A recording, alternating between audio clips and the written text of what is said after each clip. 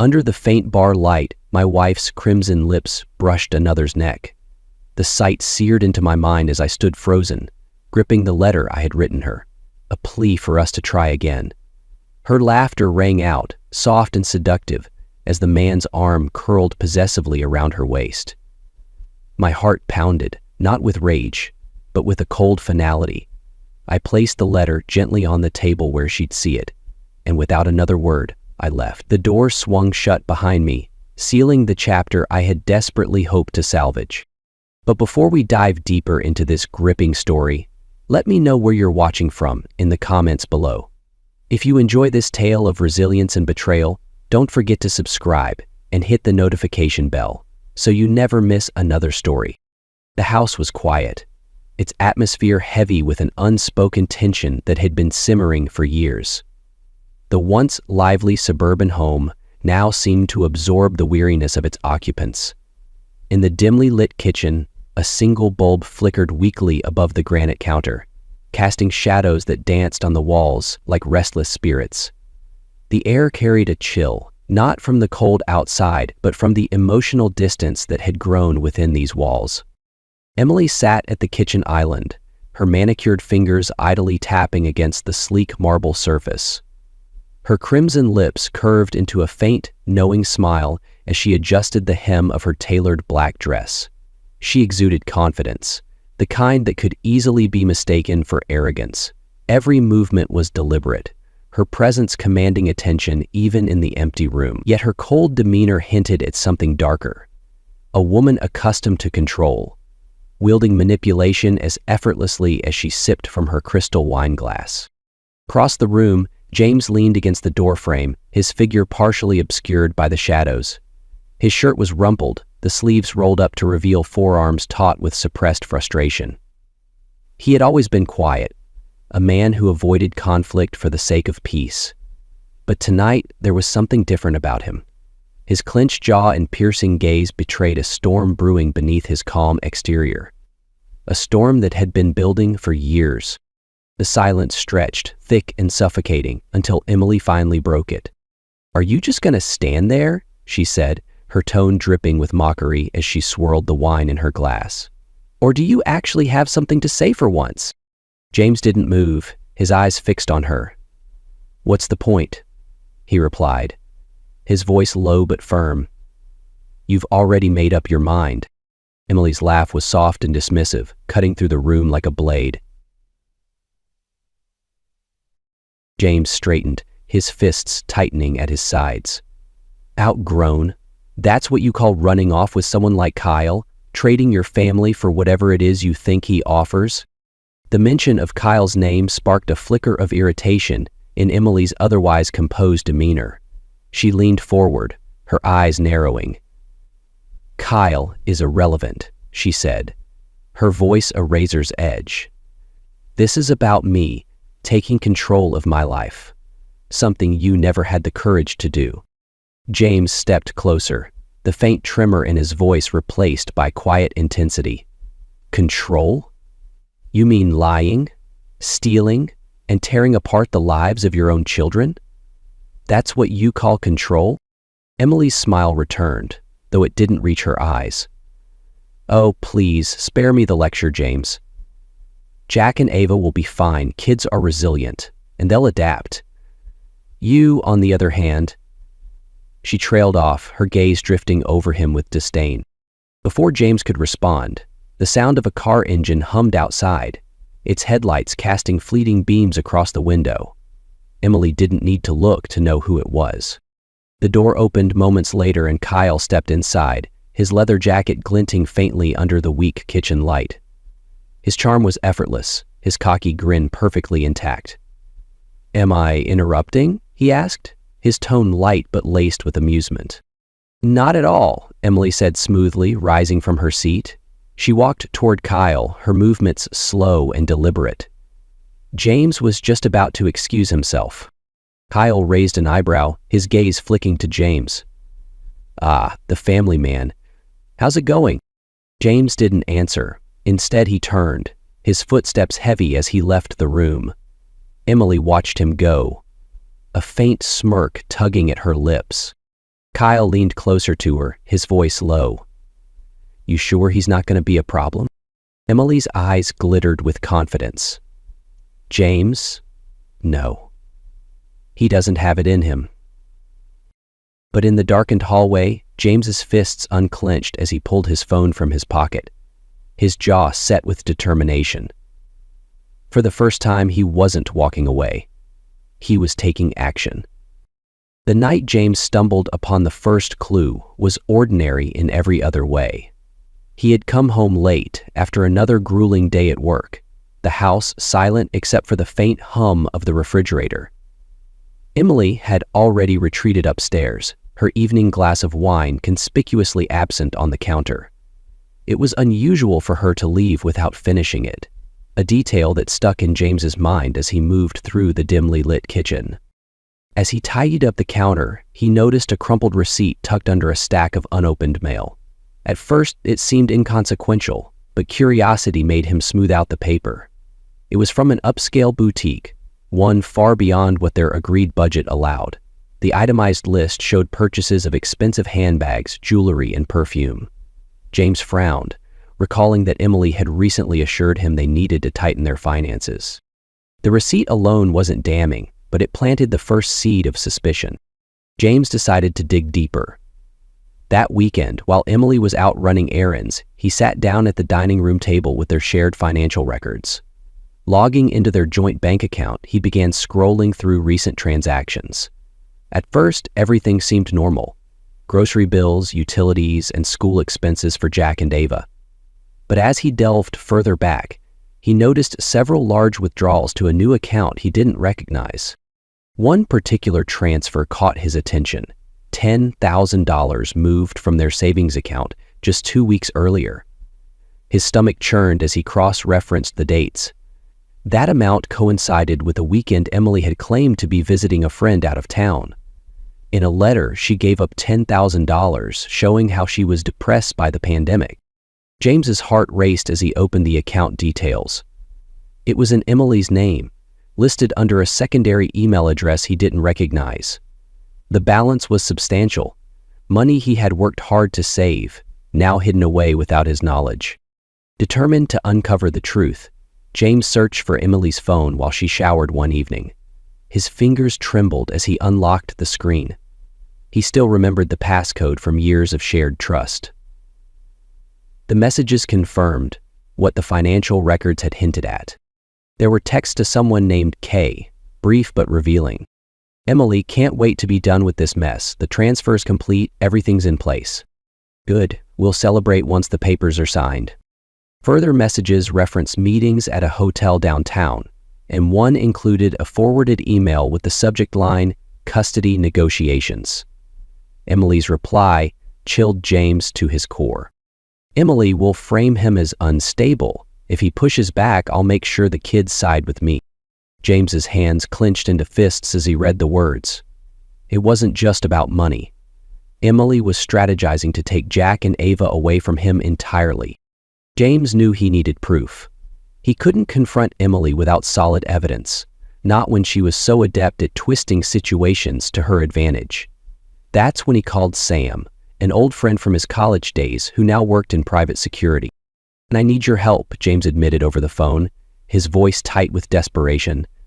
"Emily's planning something. She's hiding money, plotting custody. I need to know exactly what's going on."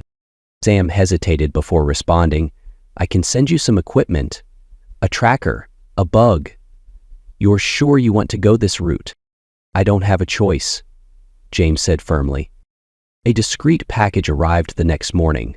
Inside were a small GPS tracker, a listening device, and instructions for how to use them. That evening, James waited until Emily left the house, her heels clicking confidently down the driveway.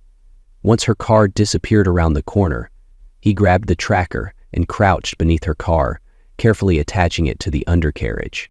Next, he slipped the listening device into her favorite handbag, a designer piece she carried everywhere. It nestled snugly into the lining, invisible to the eye.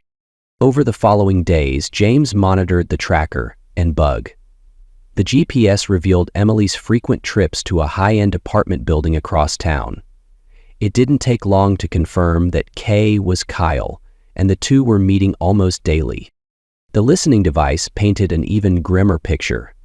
In one recorded conversation, Emily and Kyle discussed their plans openly. Emily: "Once the divorce is finalized, I'll take the house in full custody. James won't know what hit him. And the money, he's not suspicious?" Emily: "He's clueless. Even if he figures it out, he doesn't have the guts to fight me in court." James listened to the recordings with a mix of heartbreak and fury.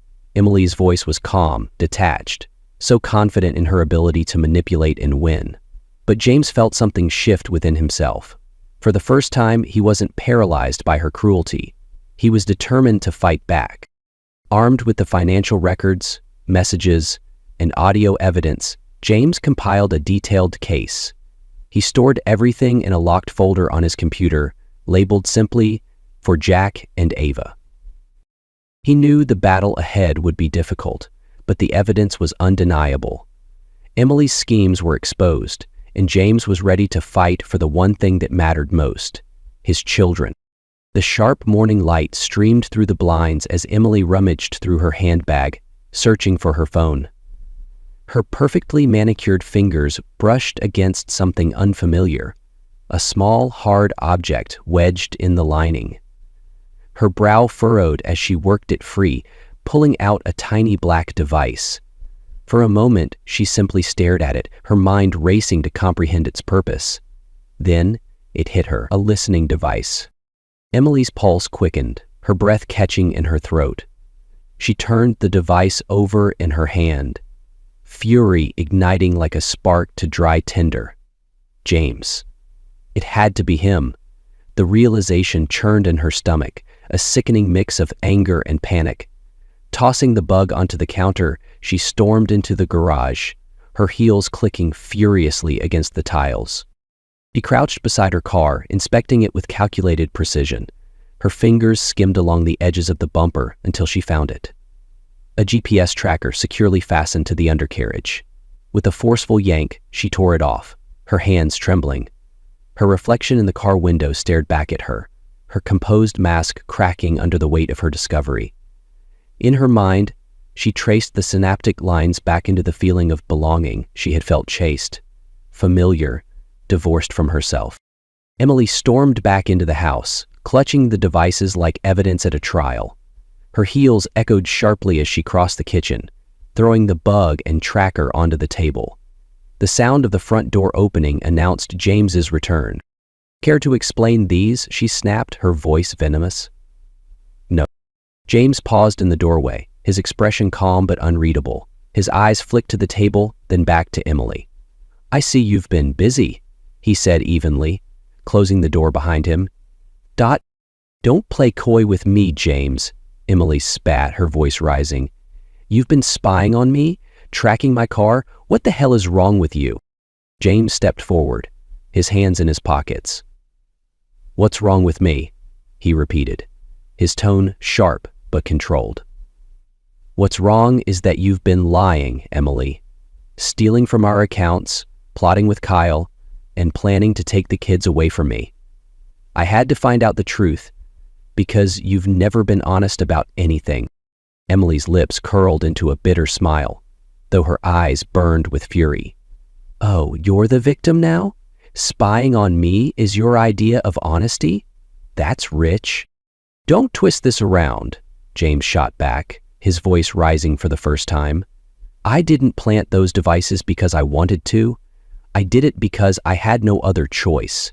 You've been planning this for months, haven't you? Manipulating everything to suit your needs, just like always." Emily crossed her arms, her facade of control slipping further. "So what if I have?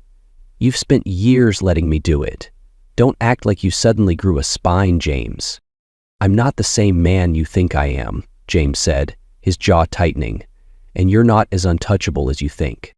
The silence between them crackled with tension, each refusing to back down. Then Emily's phone buzzed on the counter, breaking the standoff. She grabbed it, her hand trembling as she read the message from Kyle. "We need to talk. Now." Her stomach twisted. "Kyle, She realized with a sinking feeling that he might already sense things were unraveling. Safe. In Kyle's sleek apartment, Emily paced the room, clutching her wine glass. "He's been spying on me, Kyle. He knows too much." Kyle leaned against the counter, arms crossed, his usual smirk replaced by a cautious frown. "I warned you this might happen, didn't I? You've been getting sloppy." "Sloppy?" Emily snapped, turning on him. "This isn't my fault. James is supposed to be spineless, predictable. I didn't expect him to fight back like this." Kyle raised an eyebrow. "And now that he is? What's your plan, Emily? Because from where I'm standing, it looks like he's got the upper hand." Emily slammed her glass onto the counter, the sound sharp and final. "He doesn't have anything. I can still control this. We'll frame him. Make it look like he's the one endangering the kids. The courts always side with the mother." Kyle hesitated, his confidence in her wavering. "You sure about that? If he's already found this much, who's to say he won't find more? I'm not going down with you if this blows up." Emily's eyes narrowed, her fury now tinged with desperation. "Then stick to the plan, Kyle, because I'm not letting him win." As she spoke, a sliver of doubt crept into her mind. For the first time, she wondered if James had become a bigger threat than she was prepared to face. The warm glow of the safe house fireplace flickered against the wood-paneled walls, casting long shadows as James sat at the dining table, poring over the evidence he'd collected. The stack of papers and digital recordings in front of him was meticulously organized, each piece damning in its revelation of Emily's betrayal. Across the table, Sam leaned back in his chair, his arms crossed, observing James with a steady gaze. "This is solid," Sam said, breaking the heavy silence. "The financial records alone are enough to raise serious questions, not to mention the recordings of her and Kyle. Any competent lawyer could use this to get you a favorable ruling." James nodded, but didn't look up. His fingers tapped nervously against a printout of Emily's bank transfers. "It's not enough to win," he muttered. "She'll do whatever it takes to twist this in her favor. She always has a backup plan." Sam leaned forward, his voice firm but reassuring. "That's why we're doing this by the book. The court isn't going to side with her if we show a clear pattern of manipulation and neglect. But you need to be ready, James. She's going to fight dirty." James's jaw tightened, the weight of the situation pressing down on him. "I'm not just fighting for myself," he said quietly. "This is for Jack and Ava. I can't let her use them as pawns in her game." Sam studied him for a moment before pulling out his phone. "I've got a contact, an attorney who specializes in cases like this. She's tough, and she knows how to handle people like Emily. I'll set up a meeting." "Thanks," James said, his voice steady but grateful. "I need every advantage I can get." Meanwhile, across town, Emily paced the length of Kyle's apartment, her mind racing. The wine glass in her hand trembled slightly, though she would never admit it was from anything other than frustration. Kyle sat on the couch, scrolling through his phone, his usual smug demeanor replaced with a wary caution.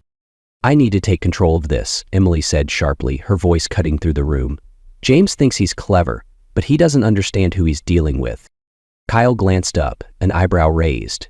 "You're sure about that?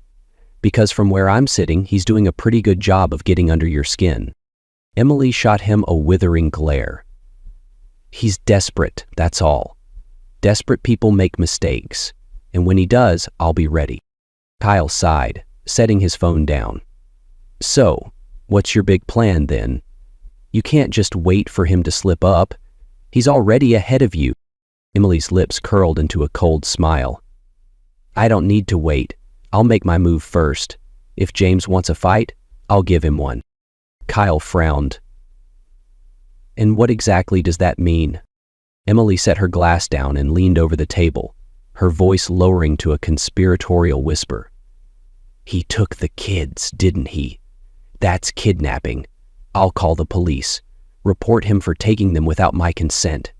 It'll throw him off balance, make him look like the bad guy." Kyle hesitated, the doubt evident in his expression. "That's risky. If the courts find out he had legal custody, it could backfire. You sure you want to play that card?" I don't have a choice, Emily snapped, her composure cracking for just a moment. If I don't act now, he'll destroy everything. I've worked too hard to let him win. Kyle studied her, his usual smirk gone. All right, he said finally. But don't expect me to clean up the mess if this goes sideways. He silently walked off.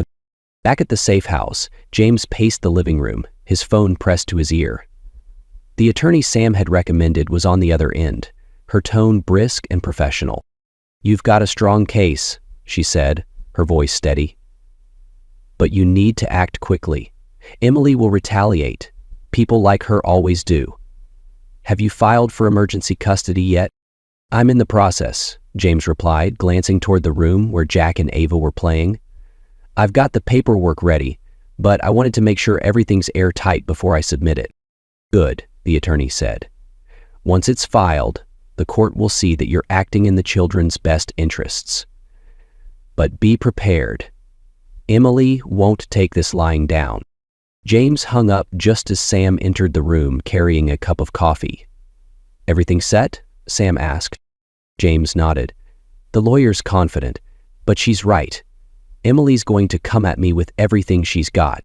Sam handed him the coffee and clapped a hand on his shoulder. Then let her. You've got the truth on your side. And you're not alone in this.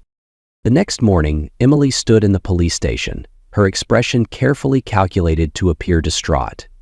She leaned against the counter, her voice trembling as she spoke to the officer on duty.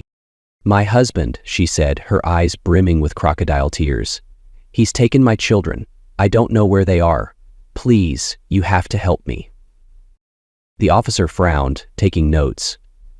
Do you have a custody agreement in place, ma'am? Emily hesitated for the briefest moment before shaking her head. We were working through things, she said, her voice faltering. But he's unstable. I'm afraid for my children's safety.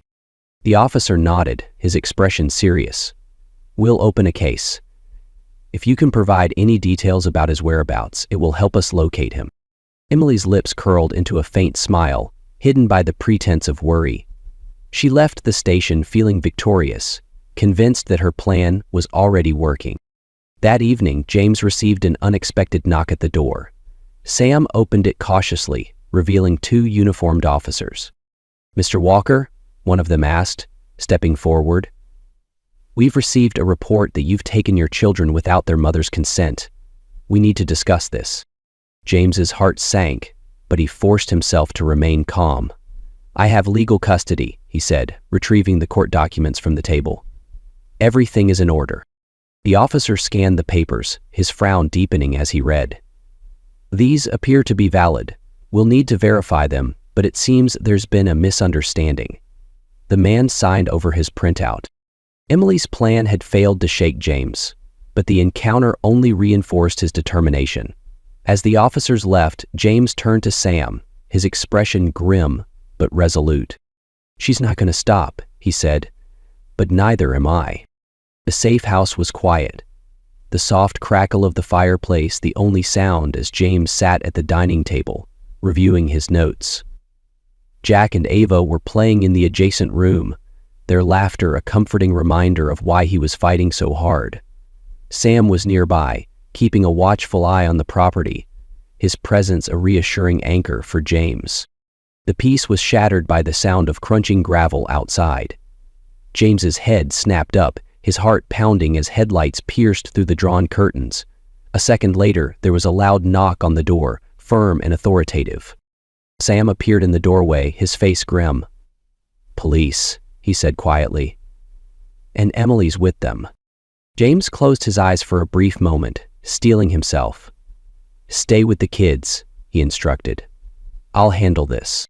He walked to the door, his hands trembling slightly as he reached for the handle. When he opened it, the sight before him sent a jolt of adrenaline coursing through his veins. 2 uniformed officers stood on the porch, their faces professional but alert. Behind them was Emily, her arms crossed, her expression a mix of smug satisfaction and barely contained fury. Mr. Walker, one of the officers asked, his tone neutral but firm. We've received a report that you've taken your children without their mother's consent. We need to talk." James exhaled slowly, his mind racing. "I understand," he said calmly. "But there's been a misunderstanding. I have legal custody of my children." Emily stepped forward, her voice cutting through the cold night air like a blade. "Misunderstanding? Are you serious? You took them without telling me. That's kidnapping, James." "Ma'am, please," one of the officers said, holding up a hand to silence her. He turned back to James. "Do you have any documentation to prove custody?" James nodded, stepping aside to retrieve a folder from the nearby table. He handed it to the officer, his hand steady despite the storm raging inside him. "These are the court documents," he said. "Issued just a few days ago. They grant me temporary full custody of Jack and Ava." The officer took the papers and began reviewing them carefully. The second officer glanced at Emily, who was visibly fuming, her carefully composed facade beginning to crack. "This is ridiculous," she snapped, her voice rising. "He manipulated the court. He's been spying on me, planting devices, and now he's trying to steal my children." James met her glare, his voice calm but firm. "The court didn't need manipulation, Emily. They saw the truth. Your financial schemes, your plans to use Jack and Ava as leverage. I didn't take them to hurt you. I took them to protect them." Emily's face turned red, her anger boiling over. "Protect them? From me? Don't make me laugh, James. You're the one hiding out in some cabin, making yourself look like the hero." The officer holding the documents cleared his throat, drawing their attention. "Mr. Walker," he said, his tone now softer, "these papers appear to be legitimate. They do grant you temporary custody. Ma'am," he continued, turning to Emily, "if you were unaware of this court order, you'll need to take it up with the family court. As of now, Mr. Walker is acting within his legal rights." Emily's eyes widened in disbelief. "You can't be serious. He's been planning this for weeks, months even. He's trying to take everything from me." "Ma'am," the second officer said firmly, "we can't intervene in a custody matter when there's a valid court order in place. You need to address this through the legal system." James felt a flicker of relief but kept his focus. "Emily," he said, his voice measured, "you don't have to make this worse than it already is. The kids deserve better than this. Better than us fighting like this." Emily's hands balled into fists at her sides. "You think you're winning, don't you?" she hissed, her voice trembling with rage. "This isn't over, James. You might have the law on your side right now, but I'll find a way. You'll regret this." James's gaze didn't waver. "This isn't about winning. It's about what's best for Jack and Ava. And they need stability, not schemes and manipulation." The officers exchanged a glance before one of them stepped forward. "Ma'am, I suggest you leave for now. This situation isn't something we can resolve here." Emily's mouth opened as if to argue, but she stopped herself. Her eyes burned with anger, and for a moment James saw something else. Fear. She turned on her heel and marched toward her car, the crunch of gravel under her heels sharp and uneven. The pain would be much, but the peace would come later. As she opened the driver's side door, she paused, looking back at James one last time. "Don't think this is the end," she said, her voice low and venomous. "You're going to pay for this." James watched her drive away, her taillights disappearing into the darkness. He turned back to the officers, who handed him the folder with a nod of acknowledgement.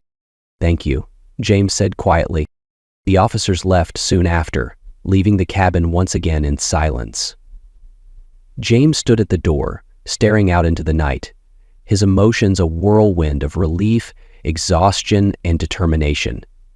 He knew this wasn't over, but tonight he had won an important battle. Sam appeared at his side, his expression unreadable. "You did good," he said simply. James nodded, his jaw tight. "It's not just for me. It's for them," he said, glancing toward the room where Jack and Ava were sleeping soundly. For the first time in years, James felt a flicker of hope. Emily might not give up. But neither would he. This time, he was ready.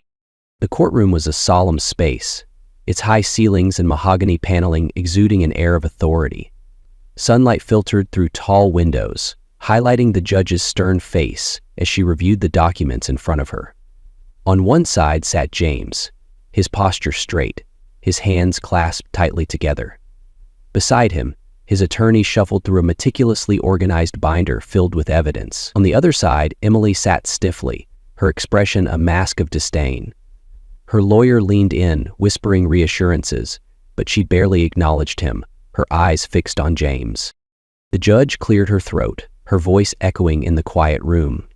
This is a hearing to address custody arrangements for the Walker children, Jack and Ava. Both parties have submitted evidence and testimony. We will now hear from Mr. Walker. James stood, his attorney giving him a small nod.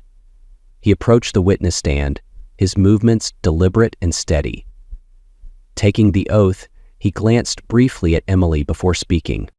Your Honor, he began, his voice calm but filled with conviction. I am here to prove that the best interests of my children lie in granting me custody. Over the past several months, I've uncovered evidence that demonstrates not only financial mismanagement, but also emotional neglect on the part of their mother. His attorney stood and addressed the court. We'd like to present Exhibit A, she said, holding up a stack of bank statements. These records show significant withdrawals from the family's joint accounts, funds that were diverted to a separate account in Mrs. Walker's name without Mr. Walker's knowledge. The judge studied the documents as James continued.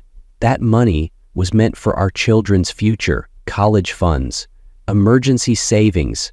Instead, it was used to fund a lifestyle that prioritized Emily's personal desires over our family's needs. Emily's lawyer rose, attempting to object. Your Honor, these transactions are not relevant to Mrs. Walker's ability to parent. The judge raised a hand, silencing him. Overruled. Continue. James's attorney stepped forward with a USB drive. Next, we'd like to play an audio recording, Your Honor. This was obtained legally and highlights a conversation between Mrs. Walker and a third party, Kyle Bennett. As the recording played, the courtroom fell silent. Emily's voice rang out, calm and calculating. Emily, once the divorce is finalized, I'll take the house, the kids, and everything else. James won't see it coming. And if he fights back? Emily, he won't. He's too weak. I'll make sure the kids think it's for the best. Emily's face turned pale as the words echoed in the room. She shifted uncomfortably, her composure slipping for the first time. Her lawyer leaned in, whispering furiously, but she ignored him. James took a deep breath before speaking again. Your Honor, these recordings show a clear intent to manipulate not only me, but also our children. She has treated them as tools in her schemes, rather than as individuals who deserve stability and love. The judge turned to Emily, her expression stern. Mrs. Walker, do you have anything to say in response to these allegations? Emily stood abruptly, her voice trembling with a mix of anger and desperation. This is all taken out of context. James has been spying on me, invading my privacy. He's the one manipulating things. Her outburst drew murmurs from the courtroom. The judge rapped her gavel once, silencing the room. Mrs. Walker, you'll have your chance to respond through your counsel. Please sit down. Emily sat, her jaw clenched, her eyes darting around the room as if searching for an escape. The walls seemed to be closing in. James's attorney presented the final piece of evidence, testimony from Jack's teacher, who had noted a marked improvement in his behavior and mood since staying with James. This supports Mr. Walker's claim that the children thrive in his care, she concluded. The judge leaned back in her chair, her expression thoughtful. After a pause, she spoke. The evidence presented paints a concerning picture of Mrs. Walker's behavior. Financial impropriety, recorded intentions to manipulate custody, and a pattern of neglectful decision-making compel this court to prioritize the well-being of the children. She turned to James. Temporary full custody is granted to Mr. Walker, pending further review. Mrs. Walker, you will have supervised visitation rights until this court determines otherwise." The gavel struck and the decision was final. Emily's face crumbled. Her lips quivered, and tears welled in her eyes, but they weren't tears of remorse. They were tears of fury and disbelief. She turned to her lawyer, who merely shook his head, unwilling to meet her gaze. James exhaled, a mix of relief and sadness washing over him as he looked toward the future. Emily's life unraveled swiftly in the weeks following the court ruling. Kyle, sensing the growing scrutiny, disappeared without a word, leaving her to face the fallout alone. The social circles she had once commanded with icy charm turned cold, whispers of her deceit and court defeat spreading like wildfire.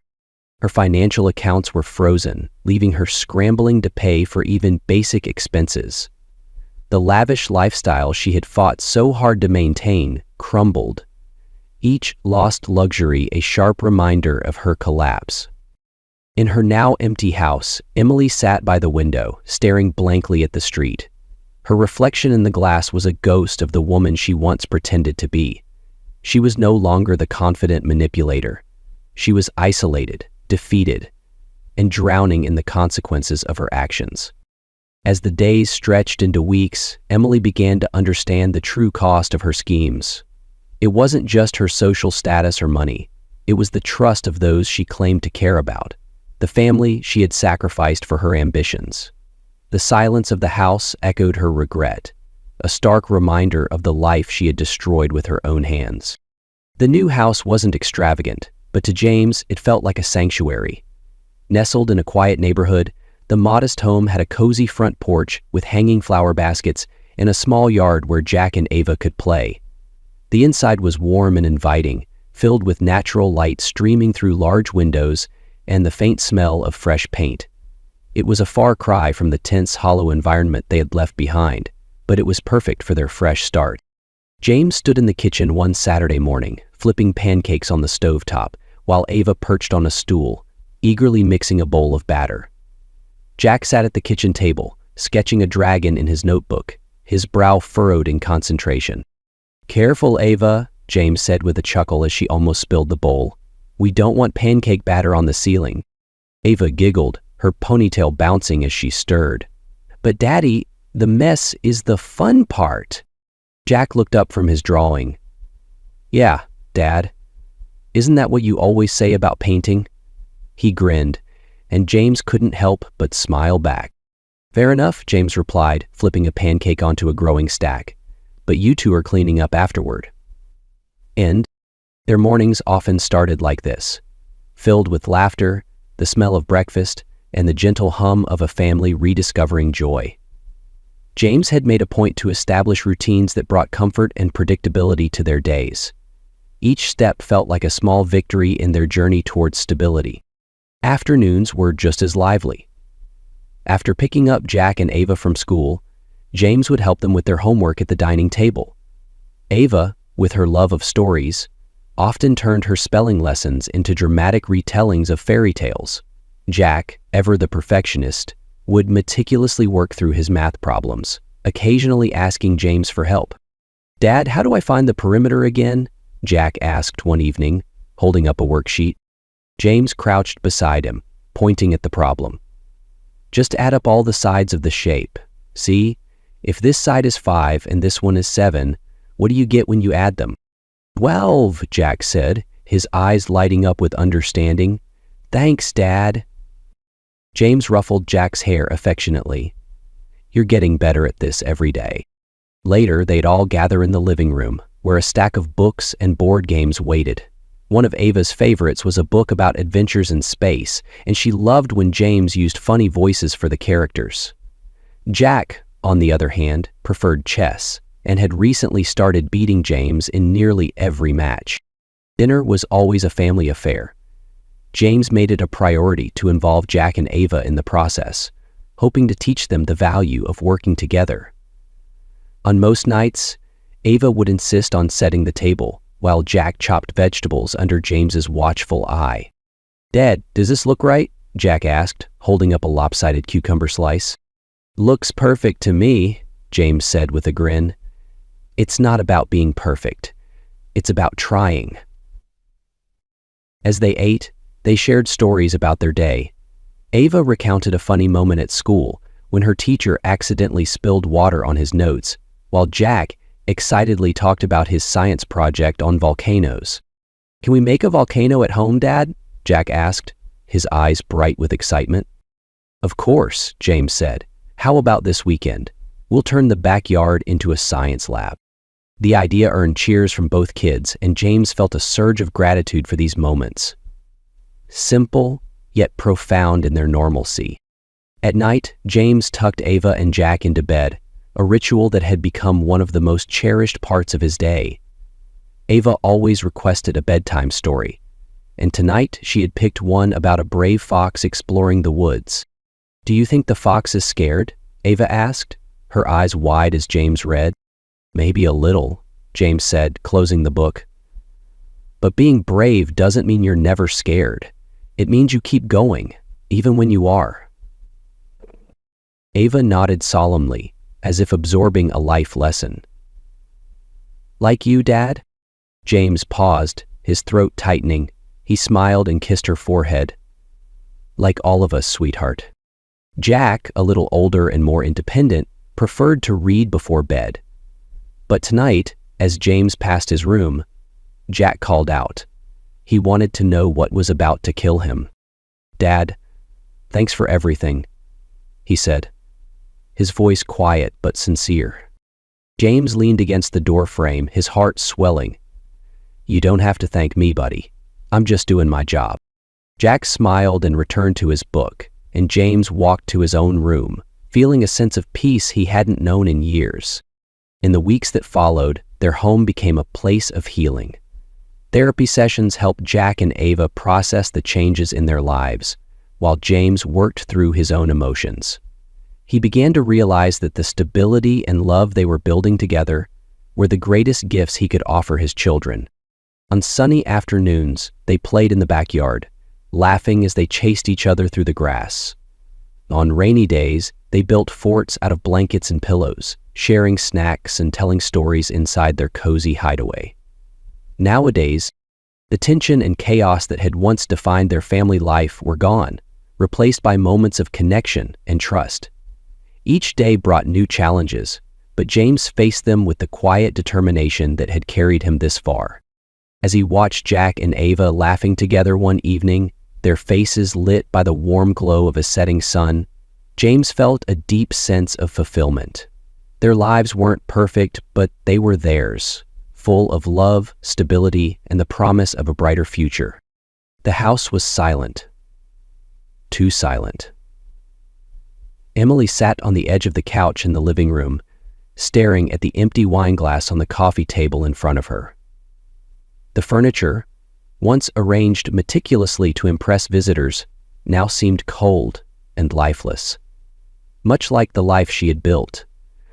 The soft ticking of the wall clock was the only sound, each second stretching endlessly, a reminder of the emptiness surrounding her.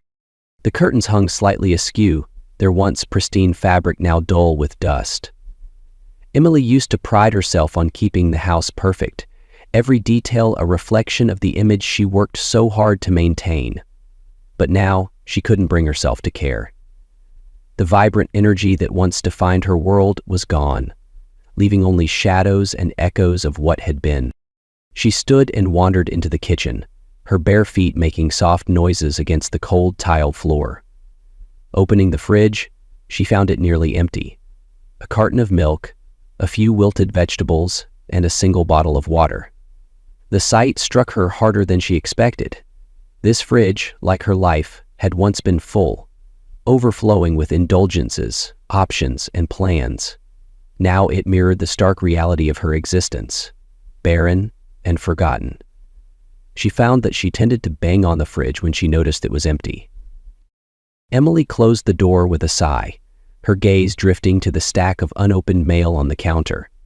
Bills, overdue notices, and final warnings, Each envelope was another nail in the coffin of the life she had tried so desperately to hold on to.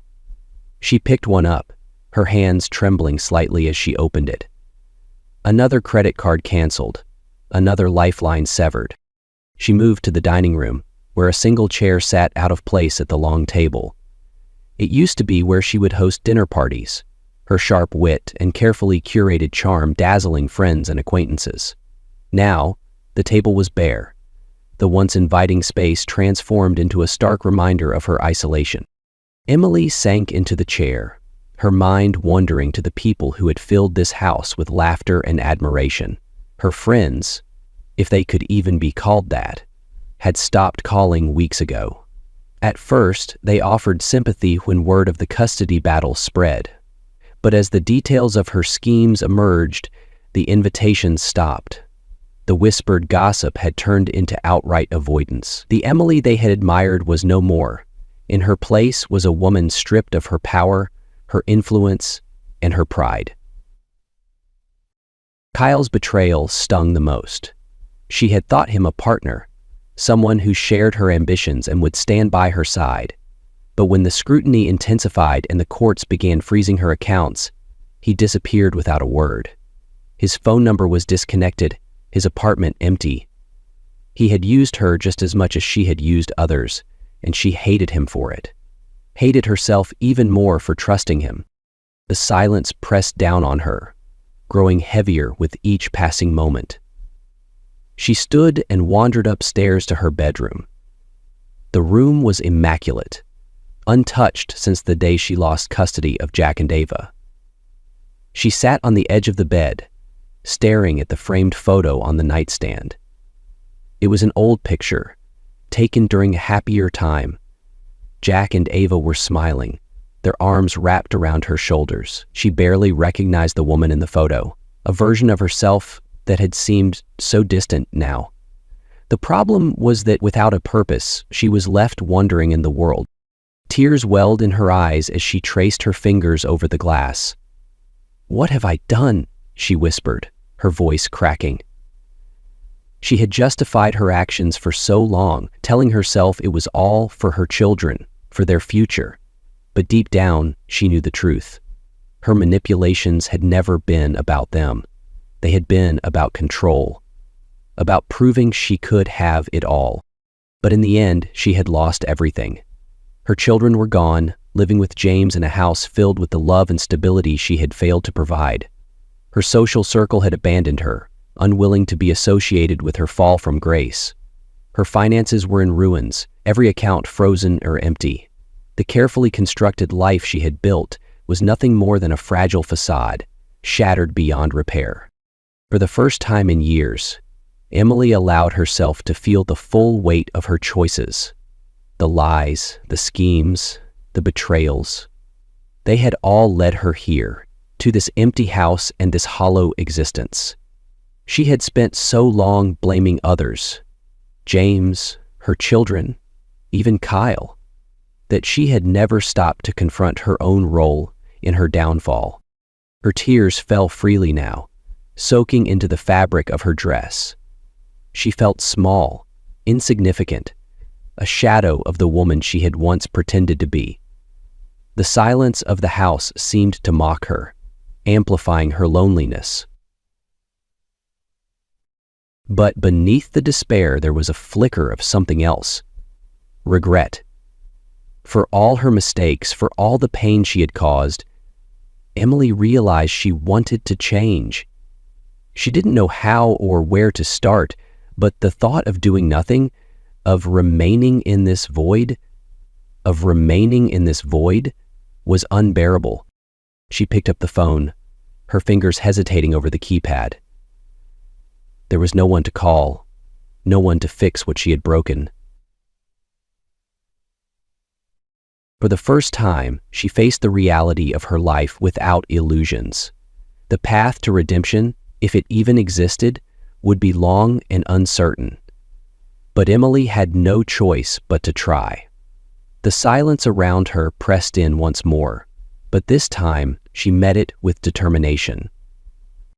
The morning sunlight filtered through the kitchen window, casting a warm, golden glow over the table where James and his children sat. Jack was carefully arranging his toast into the shape of a spaceship, while Ava giggled uncontrollably at the sticky mess she had made with her syrup. James watched them, his heart swelling with a sense of victory that had nothing to do with court rulings or legal battles. This moment, simple, quiet, and full of laughter, was the culmination of his journey. Every sleepless night, every doubt, every hard decision had led to this, a life where Jack and Ava could feel safe, loved, and free to be themselves. James leaned back in his chair, sipping his coffee as he took it all in. The fight had been exhausting, and the scars of the past still lingered. But for the first time in years, he felt strong, not in spite of his struggles, but because of them. The resilience he had discovered in himself, the determination to protect his children no matter what, had carried him through. Later that day, as he helped Jack with his science project and cheered Ava on as she practiced cartwheels in the yard, James realized something profound. The battles he had fought weren't just about custody or proving himself.